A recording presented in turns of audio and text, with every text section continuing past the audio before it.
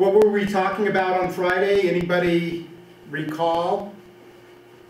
We Katie? discussed it A week ago. A week It was ago? a weekend ago. It was a weekend ago, James? We talked about King's last Wednesday-ish area, and then we talked about a little bit on Friday, because it was in relation to something else. So we did K-means on Wednesday. Anybody remember what we did on Friday in Florida?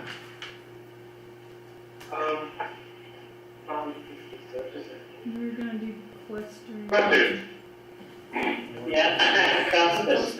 We were continuing clustering, right? Clustering. What were you doing after that one? And then we did the expectation maximization algorithm. Yeah. And we also looked at how you can visualize clusters within Weka, right? That's just the colorful dots, right? Pardon? That's the colorful dots. That's the colorful dots, the different clusters, right? So today begins kind of, so just to put things in perspective for the rest of what's coming up in the next week and a half or so. I have some data sets. I have 3 potential data sets. I don't actually have them yet, but one of them that we're going to use for the project. The first one is going to be biology data sets, in particular genetic expression. We can also look at the IMDb movie rating database. That's another option. How did you get access to that? Pardon? How did you get access? How did you get that? I haven't looked at that, but that's, Or is that just like, oh yeah, go over. I think it should be available. That's a common resource. And then the third one is that I've looked at somewhat, but I haven't investigated enough to see how plausible it would be. I think that one would be, because I know that there's some meteorology students in Daytona Beach. Yes? Yeah, there are 2 of us. There's some there's some open source or some available online data sets through the National Centers for Atmospheric Research in Boulder. So I think that would be very useful for the Florida team. Does that, but I have to take a better look at the actual data, but does that sound something that you all would be interested in? I think so. Yeah. Okay, so I'll look into that in more depth in the next couple of days. Hopefully I'll have a chance before Wednesday. Okay. So on the Adams State side, we have 2 different groups. And how that's going to work, it's either going to be most likely it'll be the genetic expression data, but if that doesn't come through, then we'll use the movie rating data, or if the NCAR data is not useful, whatever we don't use here, you will use in Florida. But the way it's going to be used here is we have the 379 group and the 479 group. And the 379 group will look at the particular data set using Weka. And the 479 is going to use a whole nother idea, which I will begin going over either today or Wednesday. And that's an algorithm I've actually used quite a bit in my own research. It's called MOSES, Meta-Optimizing Semantic Evolutionary Search. Say that 5 times fast. That's not Like, I can't even remember. That's what we just say, Moses, right? So, but in order to get there, just to put everything into perspective, there's some background using some more advanced techniques that can be useful for certain types of data. Some machine learning ideas and that optimization tool that I want to build up to that. So questions about where we're going to go with this in Florida? Well, if we use weather data, does that mean all four of us are using weather data, or? Well, so what we talked about last time was that, so you're gonna have a group of 4 in Florida, right? And that, Yeah. to begin with, you're going to each be looking in different directions using different algorithms. So I'm gonna be putting this together in the next week or so. And then you'll submit the best work that you can do on your individual algorithms separately, and then you're going to come together as a larger group. That was Hong's suggestion, if you recall that. Okay. But yeah, so, Maybe. pardon? I thought, okay. So that's a majority. That's fine. Is there another idea? I mean, yeah, you said there are 2 meteorology students in Florida. Is there another idea that other people there might have if the meteorology doesn't work out? Is there a topic you're interested in?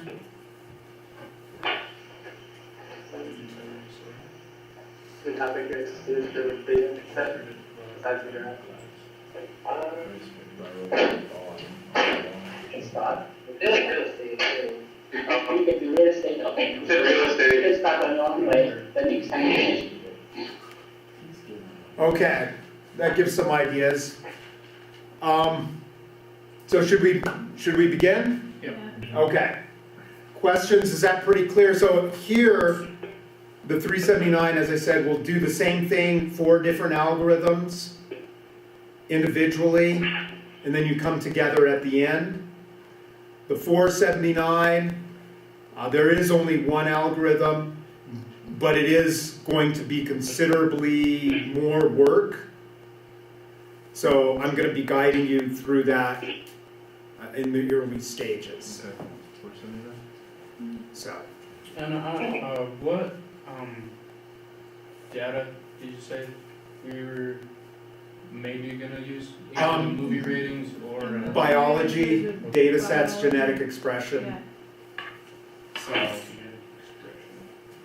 So, okay, with that in mind, I thought we'd finish up the clustering with one last idea. And then with the remaining time, if there is remaining time, I will begin building up to the Moses algorithm.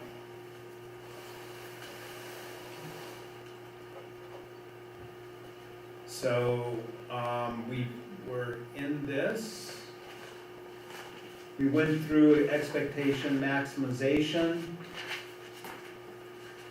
So we're going to start up with the final algorithm that I'm going to consider for clustering, just so you see another approach. It has advantages and disadvantages as all the algorithms do. This is called Kohonen was the person who basically came up with this self-organizing map. The general idea here is we've gone over neural networks. Does that everybody remember neural networks? It's a neural network, but the algorithm that we're going to use is going to be there again. If you recall expectation maximization, we kind of did similar ideas to the k-means. What's different with the Kohonen self-organizing map is it's what's called a topology preserving map.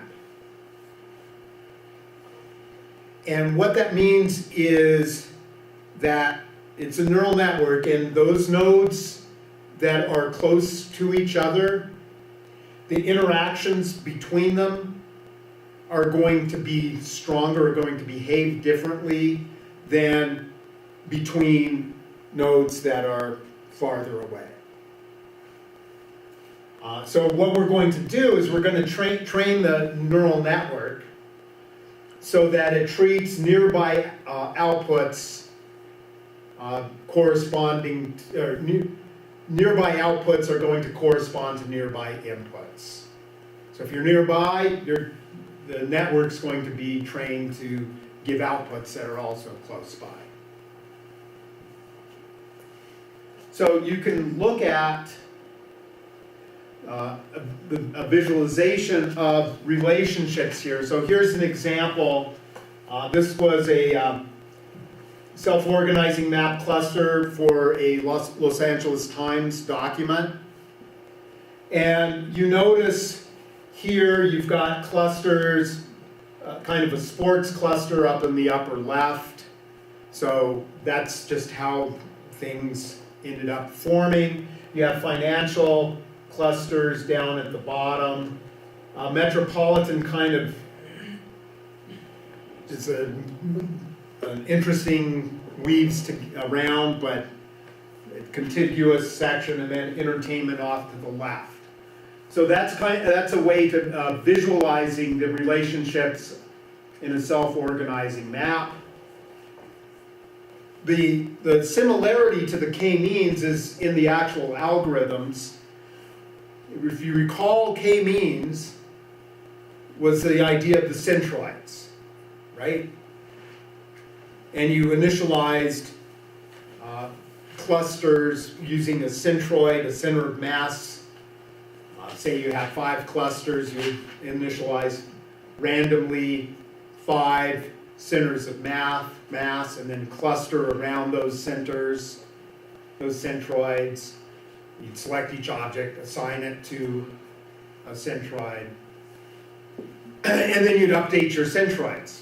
Well, if you look here, it's really a similar idea, the difference being that the network is fixed. Your lattice is a fixed lattice. So here we initialize the centroids connected in an array. We select, so we're going to do the loop, select an instance, determine the nearest centroid, update the centroid, just as we did with k-means. And again, until you have some sort of convergence criterion satisfied. And then you assign the objects to the closest centroids, return the centroids and the clusters. So would you say that with the centroids, it's like a radius type of thing with finding your clusters? A radius, Like, kind of like when you use sonar. right? I mean, and if you look at this, or if you look at the k-means, it does tend to cluster things best when you've got kind of globular clusters. All the algorithms I've talked about in terms of clustering, there are other algorithms, the density-based algorithms that we didn't go over, that would give you more unusual, perhaps, shapes. But that's one, and expectation maximization gives you a little bit of latitude in the shape, but not a lot. But pretty much all of the ones we've discussed tend to have that particular limitation. Does that answer your question? So pretty much they're radial, right?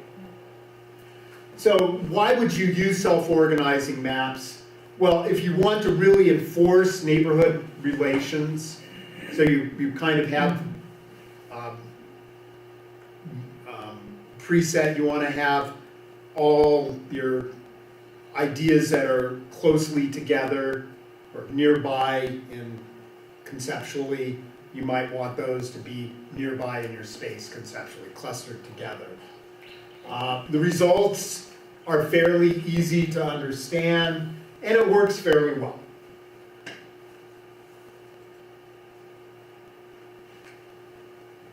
Disadvantages, They don't always correspond to the clusters that we would think natural. I mean, that's partially true with data mining to begin with. That's kind of why we're using data mining. Like beer and diapers? Like beer and diapers for association. It can be difficult to get the right data. It can be very computationally expensive. And one of the big ones is that even with the same data, you're not necessarily going to get the self-organizing map. If you order things differently, you might end up with a different map. So, and another big, could be a big disadvantage. I've tried to illustrate with these two pictures here. So these purple areas, so we've got these two pictures, right? On the left, notice we have on the upper left, we have a couple of purple sections and a third purple section down at the bottom. And the colors are supposed to represent, in this particular example, similar concepts. And so what that means is these two purple regions are separated. Even though Where they touch? right, they're not touching each other, even though they correspond to similar concepts or similar ideas, this particular self-organizing map, because of the order in which everything was run, ended up separating out these two separate areas. Now the top two are behaving like they should. I mean, they're similar concepts, you notice that by the color. And this one's also grouped together, but the two groups are separated, right? Whereas in this bottom, on the right-hand side, the three groups now cluster naturally together, as you would hope for them to do. So that's just from how you order your data? Right, it's just how you assign your centroids, order your data instances. So the right Assign hand it. is what you want. That's the kind of thing that would be nice, right? All the greens are fairly close to connected. All the purples are fairly close to connected. The blue upper right hand, the blues. So the right would be a better example of that. More organized? Right. I mean, on the left, yes, you have, these two clusters, they cluster together. They're behaving similar. But maybe you started a centroid that corresponded, you didn't know that, to this similar concept down at the bottom left. And so now there's not really a way for it to migrate up. So it's separated out. Now all the it's still clustered down there, but it's not in the bigger cluster. It kind of got separated. Questions, that was all I was going to do, just awareness of some other algorithms out there for clustering. Jeremiah. Why would you want to use an algorithm that can change so much when you've got the same data? Like, those two pictures Good look job. Good job. completely different to me. Haven't you learned how to use this yet? Yes, Sorry,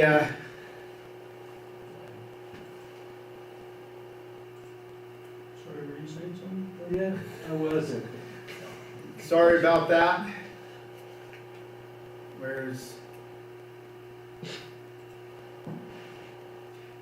I know what it is, it's this thing. No, go down. No, not a highlighter. The right one. There Oh, you that, go. right. Sorry about that. Are we starting again? Yeah. Are we recording? Resume in the top right. It is back. Okay. Sorry about that. So, questions at this stage? I'd kinda like to finish mine. Oh, your question, yes.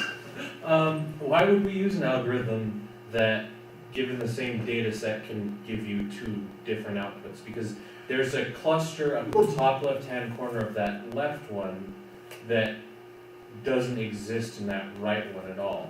It looks like it's just. Well, it is, it's two just, other clusters. it's a different size. Yeah. It's Yeah. right here.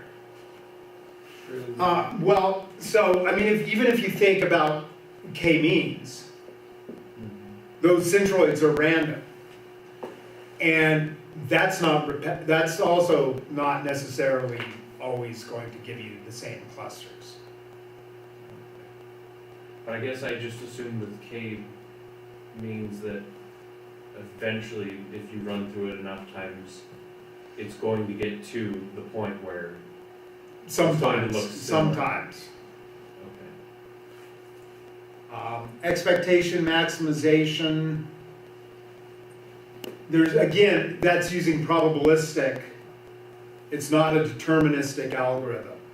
So there is this difference between deterministic, where if you start it exactly the same way every single time with the same settings, it will proceed to the same final solution. Probabilistic, you don't always know what's going to happen. So anytime there's an element of randomness, things can change. Stochastic is another word, stochastic process. So if you look at expectation maximization, it's got probability. If you look at k-means, you're choosing the centroids randomly. So all of those algorithms, there's no guarantee that you will get exactly the same clusters if you do it twice.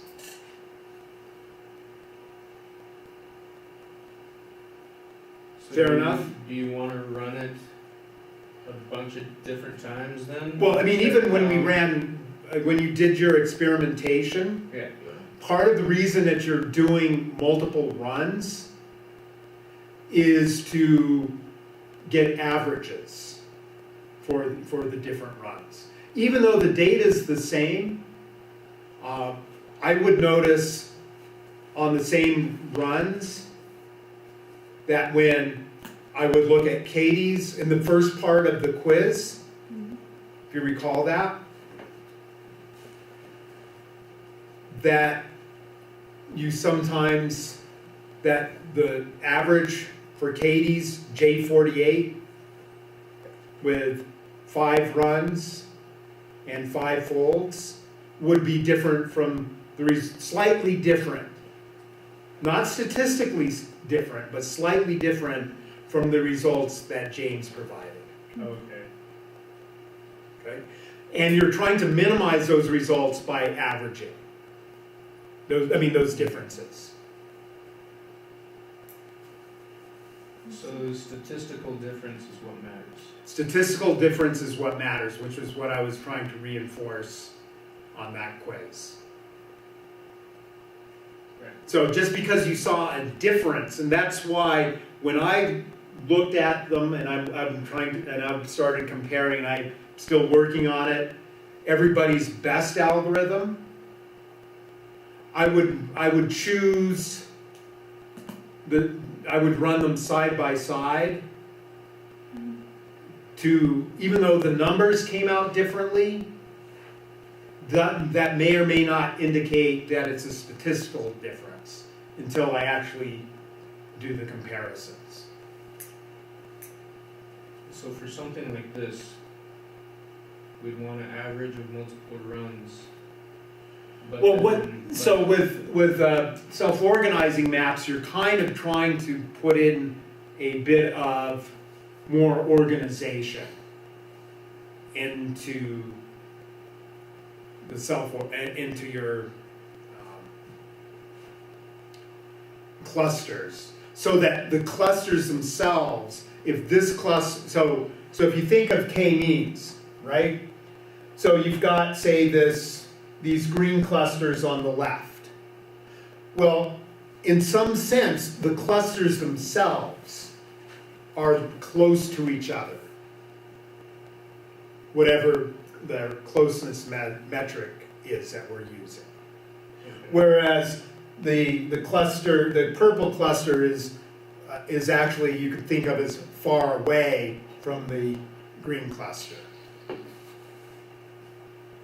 Whereas in the spatial ones, you just have clusters, say in k-means, you have the red cluster, the green cluster, the blue cluster, but you have no idea of how the clusters themselves relate to each other.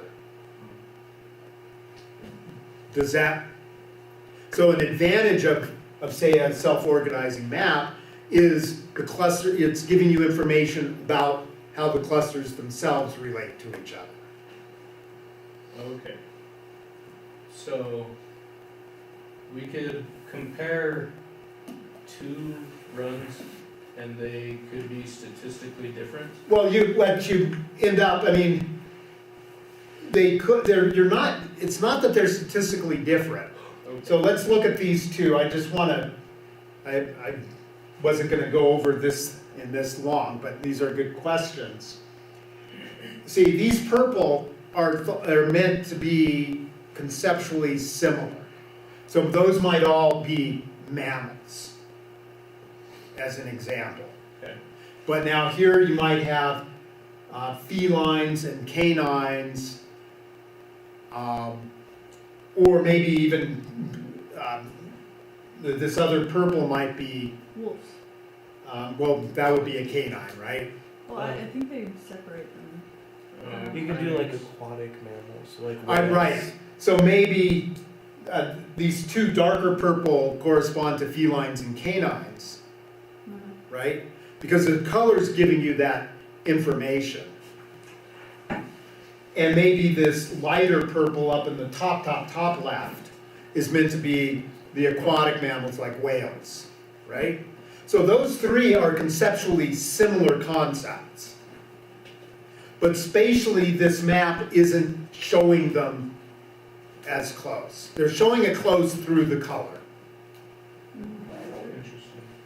Whereas here on the right, they're coming out in both color and being contiguous to each other, because they're all mammals. Is that, so you can read it off of the left, it's just not as nice as it could be. So they're saying the same thing. They're saying the same thing, Just in different patterns. right? Okay? So that brings us to kind of, this is now under the, in terms of the DataMind website, we're now moving into some, perhaps, I put it under advanced techniques, kind of going back, getting ready for the final projects. And for our 479 students in particular, but again, I think this is kind of a neat approach. So we're going to look at some completely different ideas than what we've seen so far. They have, again, there are advantages and disadvantages, just like with everything. But our ultimate goal is what's called Moses. Moses is an example, there are different ways to describe it, but we're basically going to be looking at evolving program trees. So it's somewhat similar to an area called genetic programming. So in order to set us up to really understand how the algorithm is going to work and where we might be setting parameters for that, we're going to start by looking at the simplest examples of evolutionary algorithms, and these would be what are called genetic algorithms, or GAs. Anyone heard of GAs here? Genetic algorithms? The early history, they actually started pretty soon after computers were becoming big. In the 1950s, a couple of people started playing around with trying to mimic, and that's going to be the idea here is to mimic evolution, biological evolution. So Barcelo and Fraser wrote a series of papers on selecting individuals, and then did some simulations that actually included some of the elements that we now use for genetic algorithms. More recently, probably the three big people that I'm familiar with, John Holland in 1975 at the University of Michigan, he and his students worked a whole program of genetic algorithms on modern computers.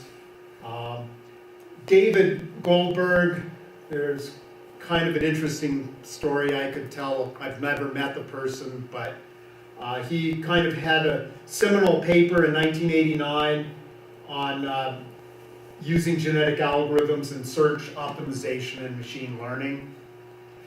And Melanie Mitchell, I think she's currently at Portland State University, wrote a book, An Introduction to Genetic Algorithms in 1996.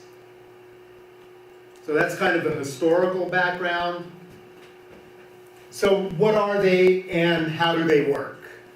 That's kind of the important part, right? So this isn't directly yet related to any of the tasks we're working on in Dataline. But we want to understand this so we can understand where Moses comes into play, because that is directly related. So basically a genetic algorithm is a search tool for optimizing some function, which we will call the fitness function. Fitness, we'll talk about that. Again, the idea is inspired by natural evolution. It's a fairly simple process. I've tried to break it down into 5 steps. We're going to initialize, random initialization, similar to what we do usually. And then the 3 intermediate steps are selection, crossover, and mutation. And those are going to be the 3 steps we're going to use to repeat over. And then the final step will be termination.